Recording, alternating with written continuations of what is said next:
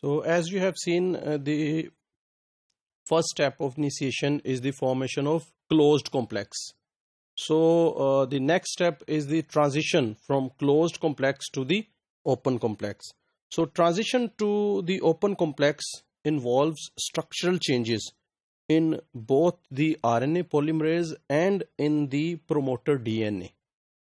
The initial binding of RNA polymerase to the promoter DNA in closed complex leaves the DNA in double-stranded form. You have seen that when closed group is formed, the DNA remains in the double-stranded form and polymerase binds like this.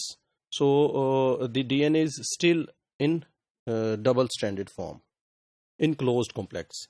The next stage in initiation requires the enzyme to become more intimately engaged with the promoter in the open complex. The transition from the closed to the open complex involves structural changes in the enzyme and the opening of the DNA double helix to reveal the template and non-template strand. So when the strand is DNA double helical strand is opened, two strands are formed. One strand is template strand and the other one is non-template strand. So these two strands are revealed during this opening up. Template strand is the strand which will be transcribed. This melting occurs between the positions -11 and +2 with respect to the transcription start site. So at the transcription start site, there are two positions on this DNA strand. One is recognized as -11 position site and other is +2 site. In case of bacterial enzyme bearing sigma 70, this transition is often called isomerization. So you have seen the structure of RNA polymerase. There was one subunit which is sigma subunit. So bacterial RNA polymerase contain this sigma subunit, and this sigma subunit is called sigma 70. This transition doesn't require energy derived from ATP hydrolysis and is instead the result of the spontaneous conformational change in the DNA enzyme complex to more energetically favorable form. So you might be knowing about the enzyme substrate complex, and during enzyme substrate complex there is some transitional change in the structure of enzyme, which then brings about catalysis or brings about the reaction. So the energy required for this transition, it doesn't come from the ATP hydrolysis. Rather, it comes from this change in the conformation of enzyme. Two bases in the non-template strand of the -10 element flip out from their base stacking interactions.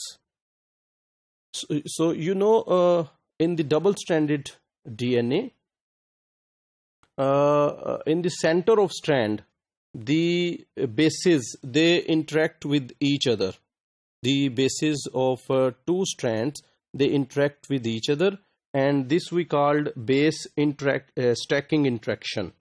So in the non-template DNA strand, these two bases, these flip out from the strand. They are inside the strand and they flip out from the strand, and after flipping out, they insert into the pockets within the sigma protein, where they make more favorable interactions. So you know, this is double-stranded DNA.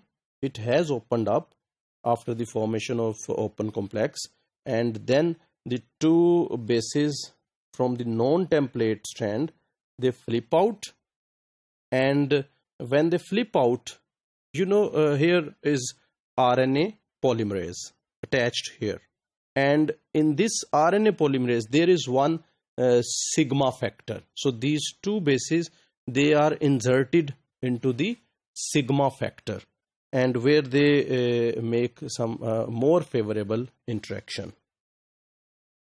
By stabilizing the single-stranded form of the -10 element, these interactions derive melting of the promoter region.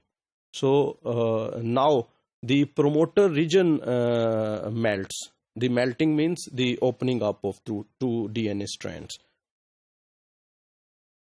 Isomerization is essentially irreversible, and once complete, typically guarantees that transcription will subsequently initiate.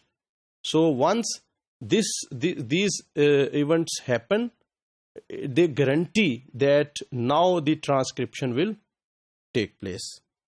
Formation of closed complex, in contrast, is readily reversible. So the attachment of RNA polymerase to the double-stranded DNA and formation of this closed complex, it can be readily reversed. So but the formation of open complex and then the happening of some events, they cannot be reversed. The examination of the structure of the holoenzyme in more details reveals the active site of the enzyme, and this active site is made up of regions from both the beta and sigma beta prime subunits, and it is found at the base of the pincers within the active center cleft.